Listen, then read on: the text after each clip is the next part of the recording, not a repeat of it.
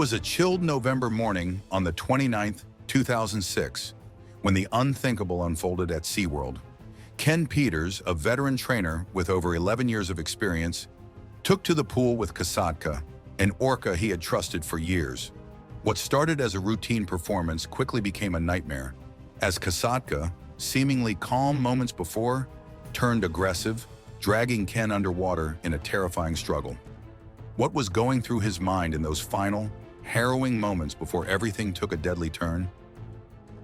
But what could have caused their unbreakable bond to shatter so violently? The marine park, famous for its killer whale shows in both Orlando and San Diego, has often been criticized for the dangers they pose to humans. However, despite the risks, the park continued with its shows.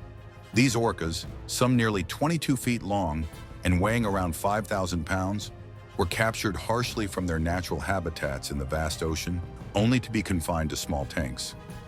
These conditions took a toll on their mental health, but the authorities and trainers chose not to address the problem. The thrill of the orca performances, with crowds cheering for Shamu, seemed to overshadow the suffering of the animals, creating an ironic tribute to an orca who disliked being in captivity. Ken Peters was an experienced trainer who had been well-trained, and his skills paid off. However, on November 29, 2006, something went wrong. Over the years, numerous incidents have involved the female orca, Kasatka. She had bumped, bitten, and even dragged people into her pool. Still, her attack on Ken Peters was beyond anything anyone expected. Despite SeaWorld's history of orca attacks, it was never anticipated that Kasatka would go as far as she did that day. Something triggered the orca, causing her to lose control and violently attack Ken Peters. The public witnessed the dreadful video, which was described to be even more aggressive and sensationalist than it seemed. If you believe the claims that orca attacks increased in SeaWorld because it only gets about to uncover the untold story of SeaWorld's star orca, Kasatka, a tale that will leave you questioning everything you thought you knew about these magnificent creatures and the people who trained them. Kasatka was not just a star at SeaWorld San Diego. She was the matriarch of the marine park. Kasatka was a significant record holder because she was the first ever captive male killer whale to be artificially inseminated. She birthed almost 11 babies while in captivity. This made her the star of sorts in marine animal performance.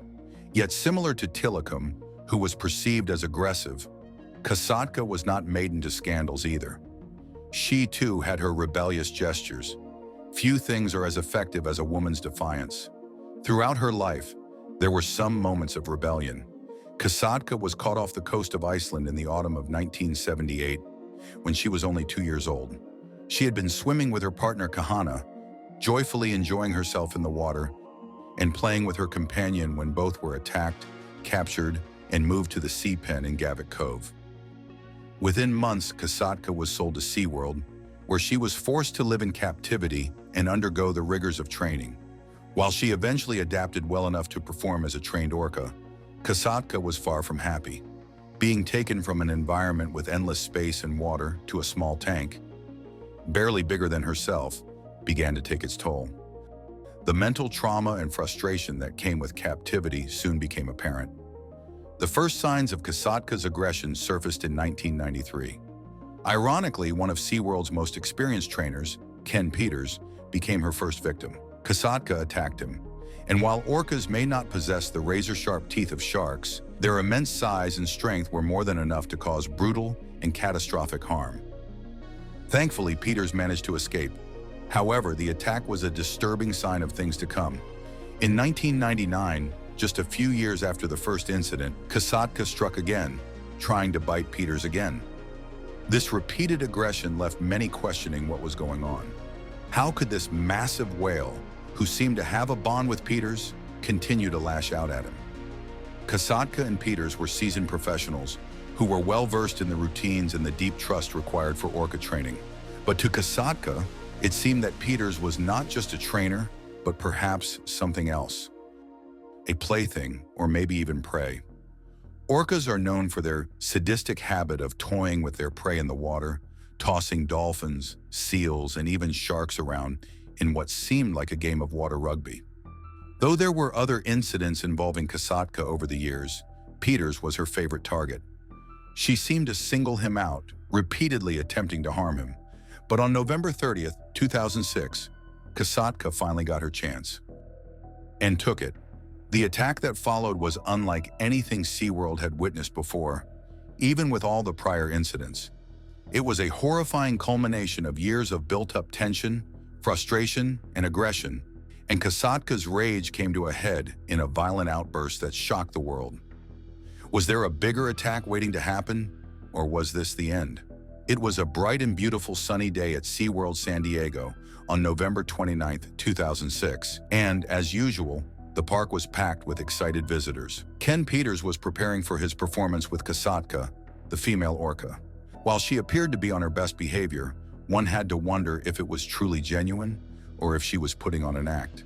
A smaller audience of about 500 people had gathered in the 5,500-seat stadium to watch the Believe show.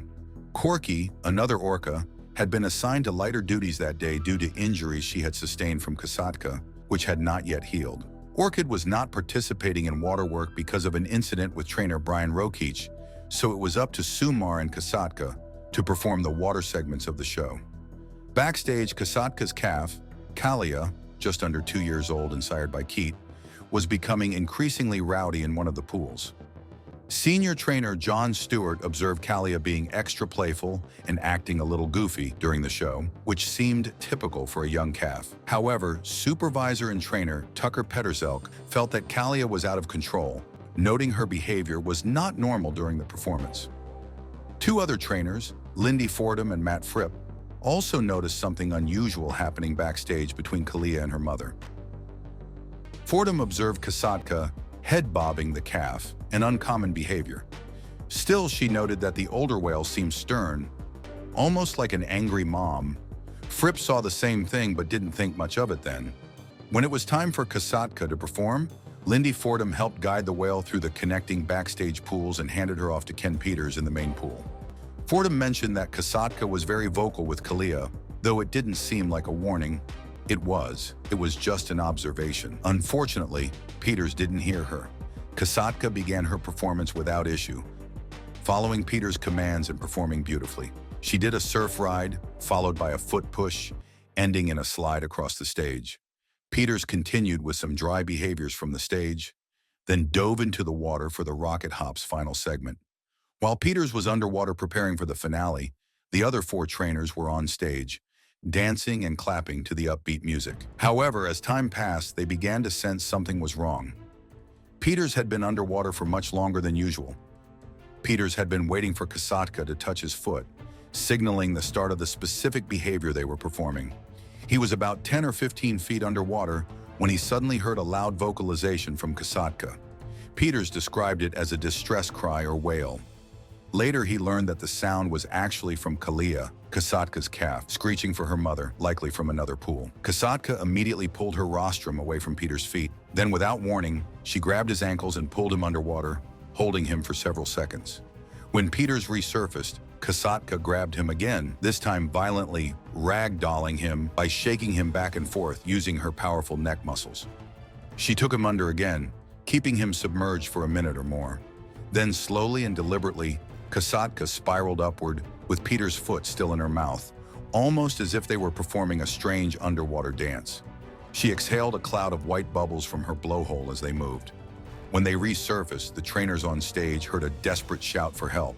Tucker Petterzelka slapped the water to bring Kasatka back to the stage. Meanwhile, Matt Fripp grabbed and used the callback device, while John Stewart banged a metal bucket against the side of the pool. Kasatka, however, refused to listen. She decided to drag Peters down to the bottom once more, where they were visible beneath the surface. Still gripping his foot, she continued to pull him around, dunking him periodically and ignoring all attempts to get her back to the stage. Peters, incredibly calm despite the escalating situation, kept his composure, as he had been trained to do. His ability to stay calm was reminiscent of Steve Abel's composure when he faced a similar situation with Kai, another orca, in San Antonio 2 years earlier. But eventually, Peters told his colleagues to stop trying to recall Kasatka, as each effort seemed to make her bite down harder. Every time he tried to free his foot from her powerful jaws, she only tightened her grip. At this point, The audience watching the performance grew visibly alarmed and terrified by what was happening. Kasatka was careful to keep Peters in the middle of the pool, ensuring he stayed away from the other trainers, trying to rescue him from the edges. During this time, Peters kept his head above water, gently stroking the whale to calm her. Kasatka seemed to comply briefly, but her behavior became less aggressive. Then a trainer tossed a scuba kusi, a life preserver device equipped with scuba gear and an oxygen supply, into the water. Kasatka slowly swam over to inspect the object, keeping Peters in her mouth and away from the oxygen supply. Meanwhile, park employees began ushering the shocked audience out of the stadium. Several staff members threw a net into the pool and started pulling it across one end. Kasatka released her grip on Peters' foot to investigate the net. He, still treading water in the middle of the pool, tried to keep her from grabbing his feet again by kicking at her. Peters soon realized that this tactic was futile. He accepted that Kasatka would likely pull him under once more. He took a deep breath and prepared himself for the next attack. It didn't take long for Kasatka to grab his foot again. She thrashed him around briefly before diving down to the bottom of the pool once more.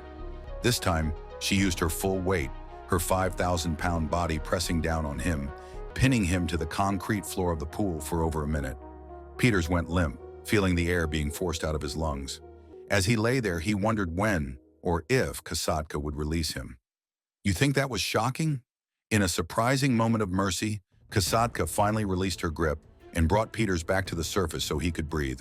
Struggling for air, Peters began rubbing her sides again, trying to calm her once more. After a tense moment, she let go of him and began swimming slowly toward the stage, leaving Peters floating in the water. By this point, the staff had successfully managed to get the netting across part of the pool, from the stage to the slide-out area. Kasatka and Peters were now just a few feet from the net near the slide-out. Peters cautiously backed away from the brooding orca, gently patting her flank as he moved along the length of her body. Then quickly he turned away, crossed over the net, and with a few powerful strokes, beached himself in the shallow area. He sat in the few inches of water, now protected by the net, trying to catch his breath. However, Kasatka noticed his escape. She turned away from the stage and charged straight toward the net, easily clearing the barrier. "Look out," someone shouted. "She's coming over the net." Peter saw the whale returning, and in a panic, he scrambled backward into the shallow water, trying to stand up and run. But his feet, wounded, numb, and bleeding, failed him. He felt as though he was on the brink of passing out, freezing and still gasping for air. Just as Kasatka was only a few feet away, his colleagues managed to grab him and pull him to safety, getting him away from the immediate danger. Kasatka, seemingly satisfied with her pursuit, turned and swam slowly away.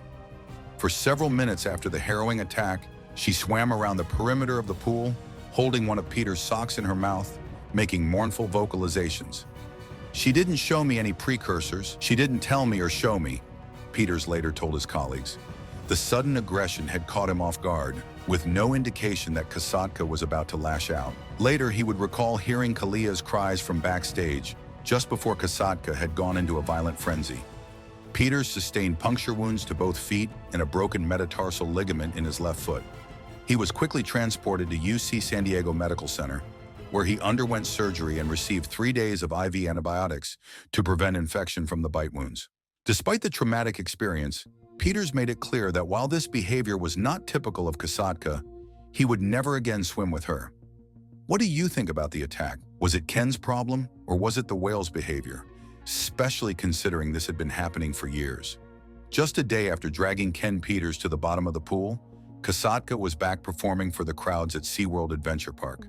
The killer whale returned to the water for a Thursday lunchtime performance, which went smoothly. Trainers limited the performance to tricks that didn't require getting into the water with the orca. Mike Scarpucci, the vice president of zoological operations at SeaWorld San Diego, mentioned that trainers from the San Diego park and sister parks in Texas and Florida would review Kasatka's behavior before the incident to try and understand what caused it. Some experts speculated that the 30-year-old orca may have had a bad day. It was suggested that Kasatka might have been upset due to a disagreement with another whale, irritated by the weather, or even just suffering from a stomachache. "Some mornings they just wake up not as willing to do the show as others," said the Center for Whale Research Director Ken Balcom in Friday Harbor, Washington. "If the trainer doesn't recognize it's not a good day, this will happen."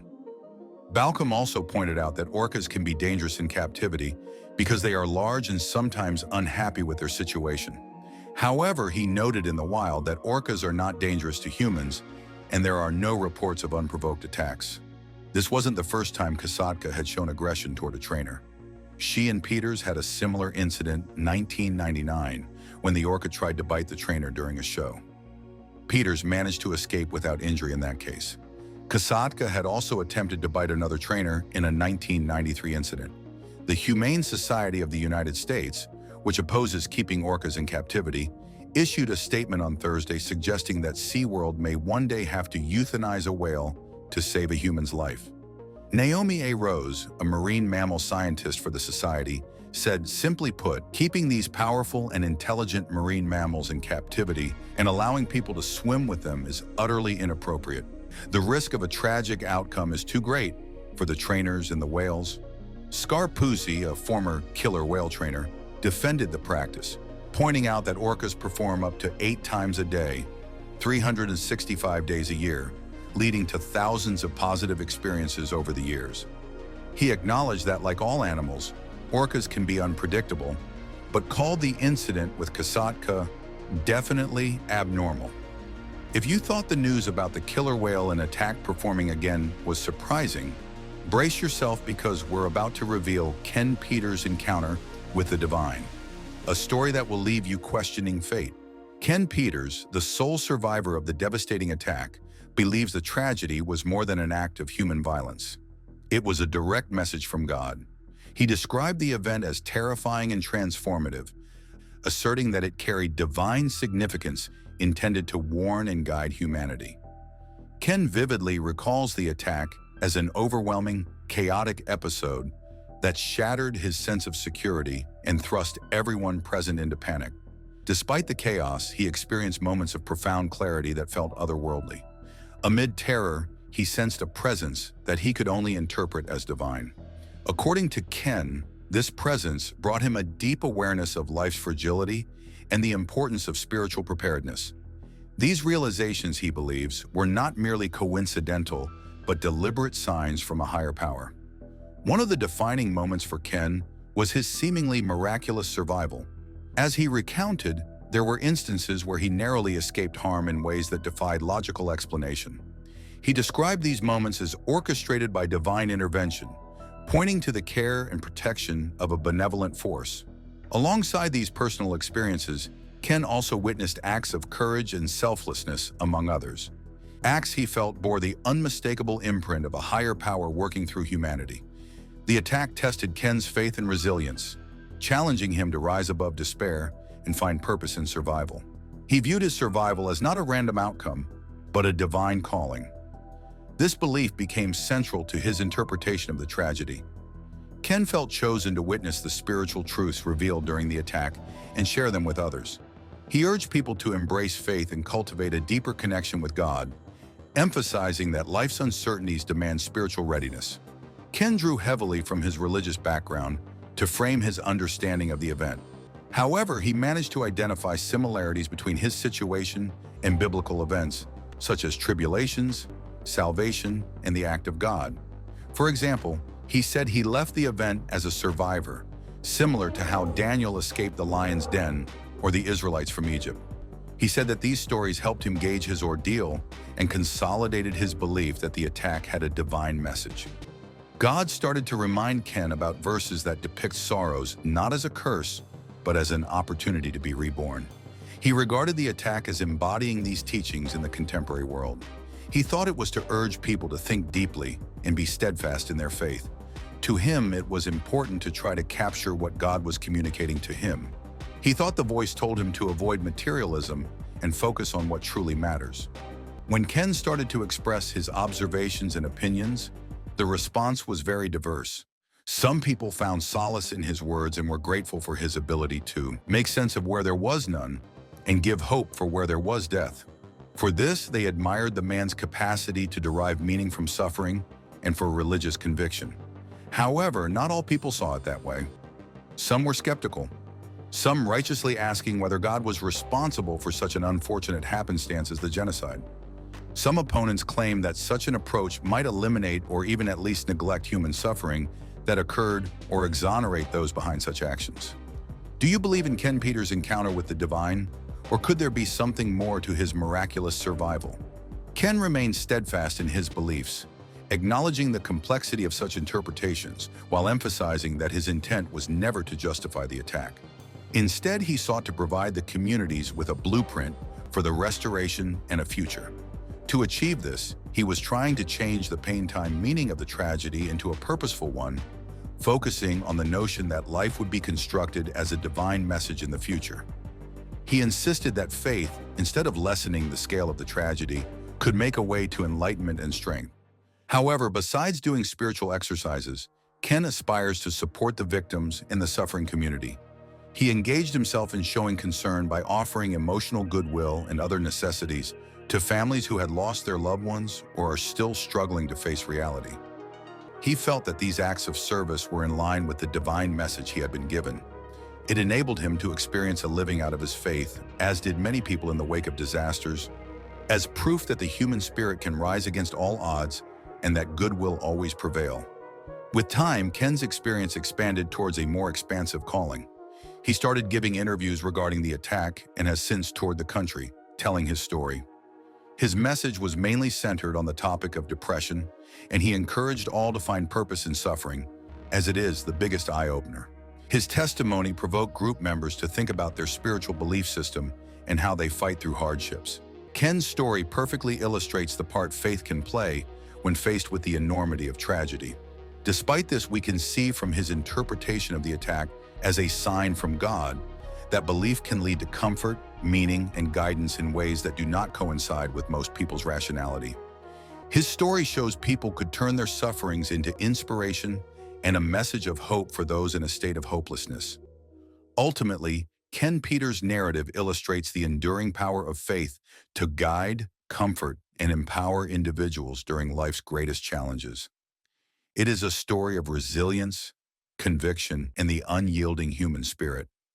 A reminder that even in the aftermath of tragedy, it is possible to find light, purpose, and redemption. Kasatka was kept in the SeaWorld San Diego facility for several years, entertaining the visitors with her elegance and majestic demeanor.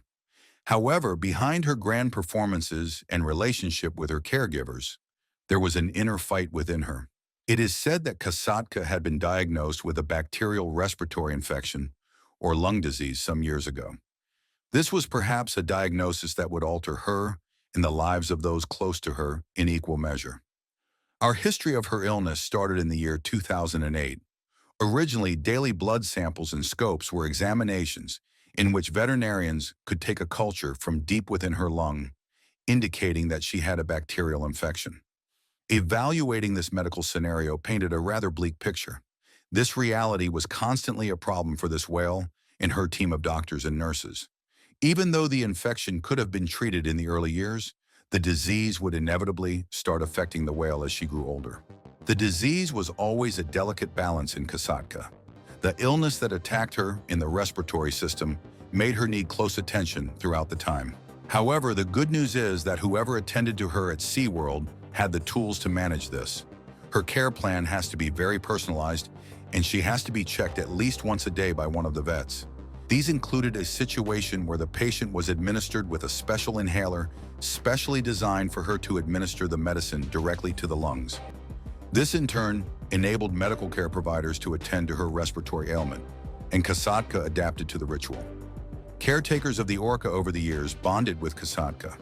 She also had an excellent relationship with her behaviorists, and everyone on the staff seemed genuinely caring for her. They appreciated her not only as a patient, but also as their family member. It was fun.